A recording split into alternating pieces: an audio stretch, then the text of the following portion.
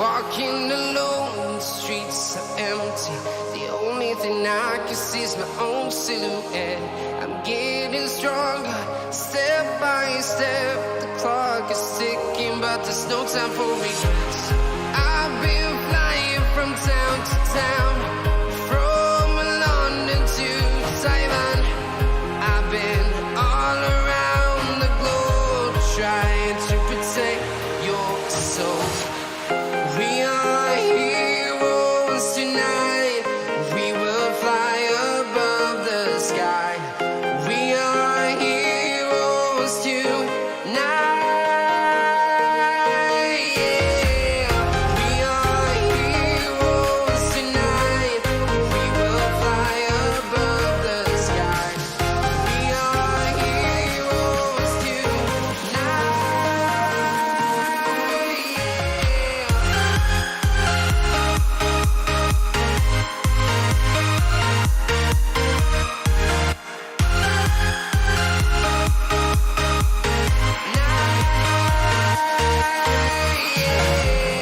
Feel like a dynamite, ready to explode right up in the sky. I need you to listen, I need you to hear, and don't show any fear. I've been flying from town to town, from London to Taiwan. I've been all around the globe, trying to protect your soul. We are heroes tonight. We will fly above the sky. We are heroes tonight. Yeah. We are heroes tonight.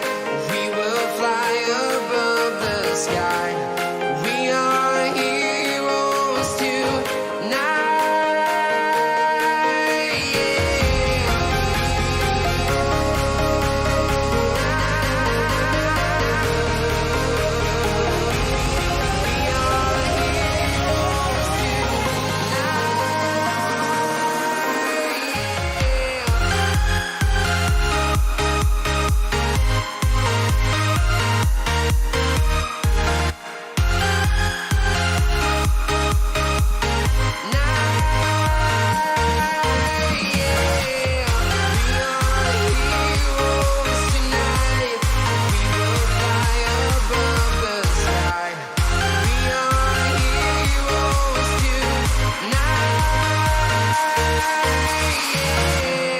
I've been flying from town to town, from London to Taiwan.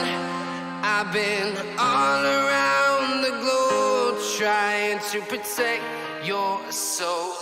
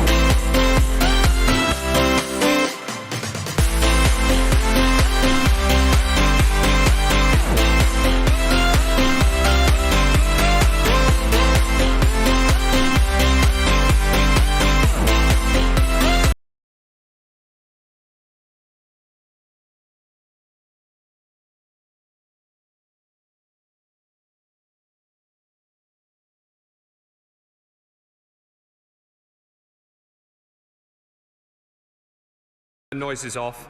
I merely commend everybody to base the decisions and the judgments that they're making on science rather than politics.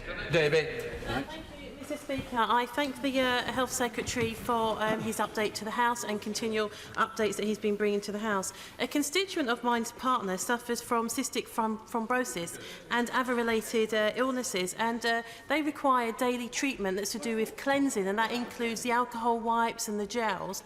But obviously, because of the panic buying that's been taking place in some of the shops, that they've been to the shops and haven't been able to purchase these items, and this can obviously go on to have a serious underlying health issues for them. Is there any other protective factors that the government can put in place or work with supermarkets to try and manage this? Yes, absolutely. It's really important. We do have some supplies of these sorts of things, both in the supply chains and in some cases within the chains of the shops themselves. And we're working with the shops to make sure that people can still get availability of things that can be quite critical to their care. It's something that we're working on both with DEFRA and within the department, particularly, and with the NHS, particularly in relation to pharmacies as well, to make sure that we get the right kit to the right people who need it. Oliver. And the Health Secretary for doing a difficult job in trying circumstances extremely well. And likewise, all the staff at Kettering General Hospital who are working their socks off to ensure the hospital is fully prepared. The only easily understandable benchmark our constituents have to judge the scale of this thing is seasonal flu. So can the Health Secretary tell the House, on average each year, how many people catch seasonal flu and how many people die from it? That is a great question, to which I don't have the answer in my head, but it is a matter of hundreds of thousands in the first instance and thousands in the second. Cyril Roberts. Brilliant. We know that social care workers play a key role in supporting people to recovery and in alleviating pressure on clinical staff, yet today's budget offers no clarity on new money, and care providers are still awaiting a draft social care strategy. If the Minister rightly seeks cross-party agreement, what steps is his government taking to bring forward a draft strategy for discussion on social care? And also, what discussions is he having with Welsh Government regarding social care capacity? Well, of course, the delivery of social care is a devolved matter, and so we'll be bringing forward guidance. We're working with the devolved authorities on it to make sure it's as consistent as possible, but social care policy is different in the four nations, and so obviously we'll have to take into account those differences. Gary Sambrook. Thank you, Mr Deputy Speaker. On Sunday, Birmingham will play host to one of the largest St Patrick's Day parades in the world. And so can he assure me and the people of Birmingham that he will do everything he can to issue the right guidance as quickly, effectively as possible, but so people can make sensible decisions when it comes to the use of public transport and attending mass gatherings? Yes, absolutely. I can assure my honourable friend that. For now, the guidance is to wash your hands, and if you sneeze or cough, to make sure you catch it in a tissue and throw the tissue away. So more. Thank you, Mr Deputy Speaker. Can I thank the Secretary of State for always keeping the House informed throughout this crisis. I think he's doing his job well, and it's good that it's coming on a cross-party basis with the support of people right across the United Kingdom. I've been contacted by lecturers and school teachers in my constituency to ask what discussions the Secretary of State is having with the DFE, with the exam boards and with the devolved administrations about what could happen moving forward as we approach the examination season. Because the point's been made to me, particularly by FE lecturers, that it isn't just children who will face exams in the coming months ahead. This is an important consideration, and I discuss it with the Education Secretary and with the Schools Minister regularly. We're keeping it under review. Obviously, it would, in the best possible world, we'd want all exams to go ahead as always, but we also must keep people safe. Mike Wood. Mr Deputy Speaker, may I pay tribute to the amazing work of NHS staff who are working to support patients who contracted COVID-19 and to prevent others from catching it. What can be done to minimise the risk to those amazing NHS workers? This is a really, really important part of our work. Not only extending the rollout of PPE to all the primary care settings, GPs, by the end of this week, that is on track, and making sure that everybody in community settings as well in the NHS gets support. But crucially, this is going to be a tough time for people who work in the NHS. The demands on them are going to be very significant. And the nurses, the doctors, and all of the staff in the NHS do an extraordinary job all of the time, but they are going to be called to be the front line of our response in a way that, many haven't seen before. And so I thank them in advance, and I think the whole House would want to thank them in advance for the service that they're going to give. Wayne David. I note what the Secretary of State said earlier about different approaches in different countries.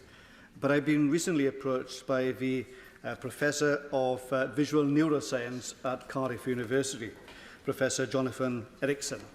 And he says there's a great deal of what we can learn from South Korea in particular. So will the Secretary of State give a commitment that he will keep an open mind as to how our strategy might approach this problem, given what's happening in other countries and their lessons? So absolutely. We're daily looking at how every country in the world is responding to try to find the very best response. That is part of the science. And the SAGE process, the Scientific Advisory Group on Emergencies, that is the body that comes together to bring that science together, is constantly reviewing this because we simply want to have the very best response we possibly can, and that's what we base the judgments on. Elliot Colburn.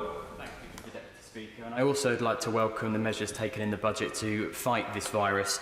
But could I also pay tribute to the work of the Secretary of State and his team in tackling this? I think he's doing a fantastic job, and it's not going unnoticed. Sadly, a local resident who had coronavirus passed away at St Helier Hospital with my constituency on Monday. And I'm sure my right honourable friend will want to join me in paying our condolences to the friends and family, but also he will understand there is a certain level of fear that has arisen as a result of that death in my community. So I hope he will join me in urging calm amongst the local population. The advice of the Chief Medical Officer and call NHS 111 if they need to. Absolutely. I want to pass on my condolences to the family, to the loved ones of all those who've died, including his constituent. I know that the hospital that he is absolutely safe and did exactly the right thing in this case. I would reassure his constituents and everybody else's the best thing to do is to follow the advice from the Chief Medical Officer, who is doing a remarkable job, and to either call 111 or go on 111 online if they have a query. Dame Diana Johnson. Thank you, Mr Deputy Speaker. The Secretary of State said in his statement, we're working closely with the social care sector to make sure it's ready. I wonder if you could say a little bit more about some of the stories that are circulating about the use of volunteers to provide social care, and in particular the use of students. Well, of course, there will be a big voluntary effort should there be staff shortfalls right across public service. The people who volunteer need to be asked to do tasks that fit their skill set. So if people have medical qualifications and volunteer, then fantastic, and they can go and do that and do clinical work potentially if that's right.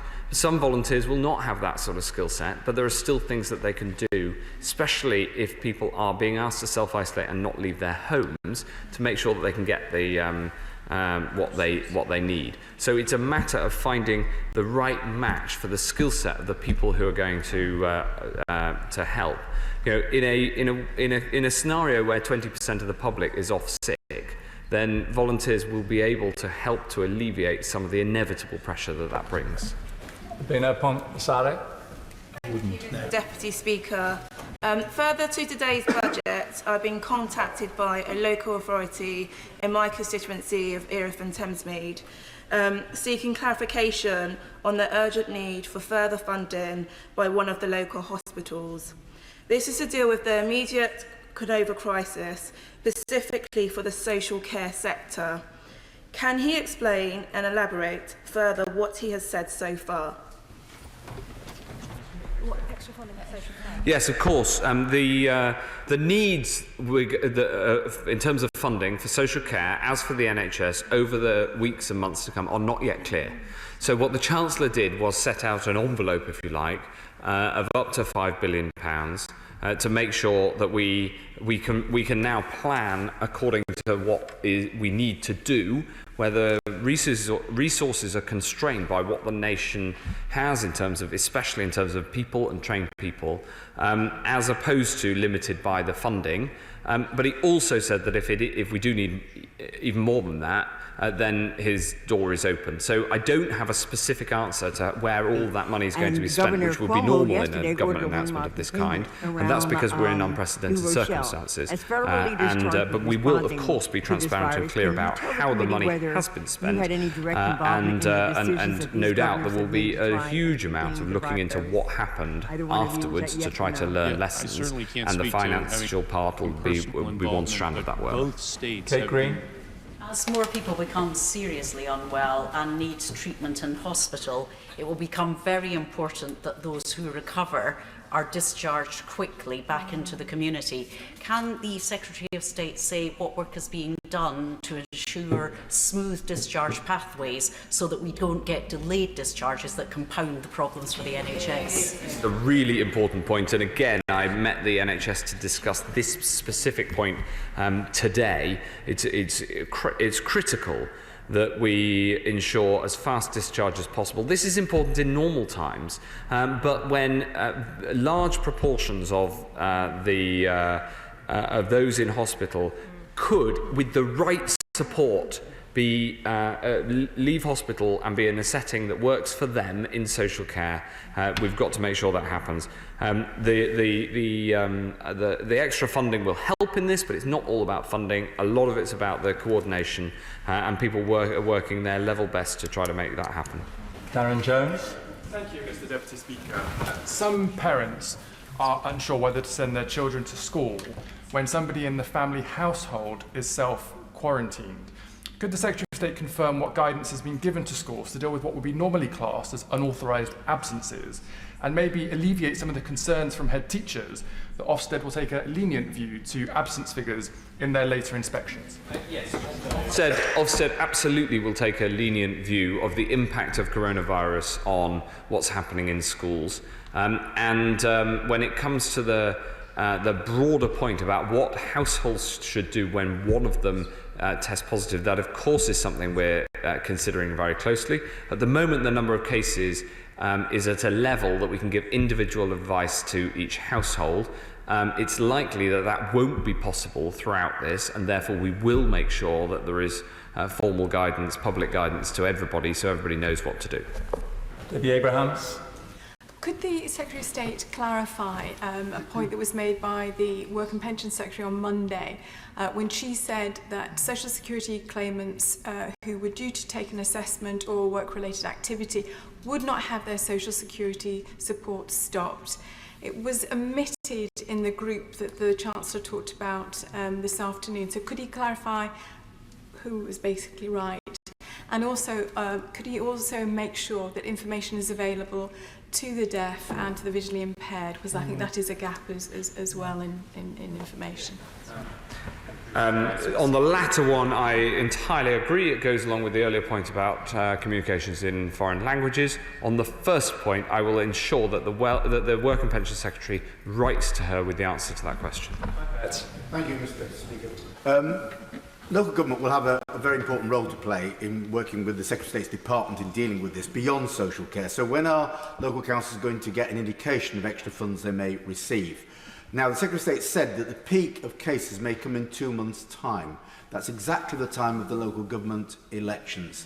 So will the government now give some consideration to the desirability of postponing those elections, just as happened in 2001 with the foot and mouth epidemic? We are not proposing to delay the local government elections and the other elections, for instance, for police and crime commissioners that are happening in early May. That is not part of the proposal. and local authorities should plan as normal for those elections. If people think that they may need a postal vote, they may want to have a postal vote just in case, then I'd always advise people to get a postal vote. That is, I'm very happy for that message to go out loud and clear. Okay.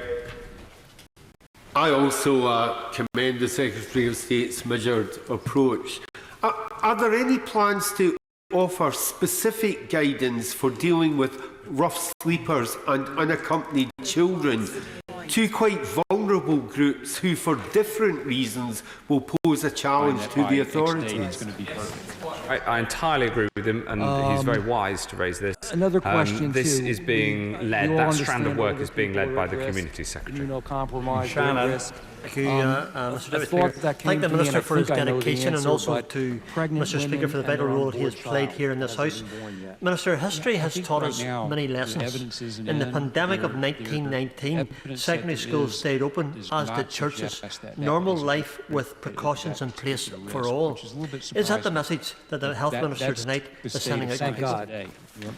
I hope that the message in the decision to keep Parliament open makes clear that the institutions that are fundamental to our way of life in this country will continue through this virus. We will get through it as a nation, and then we will take this nation forward. This is going to be a difficult and challenging time for many, many people, and it will be a national effort, but this national effort will prevail, and then we'll get through it.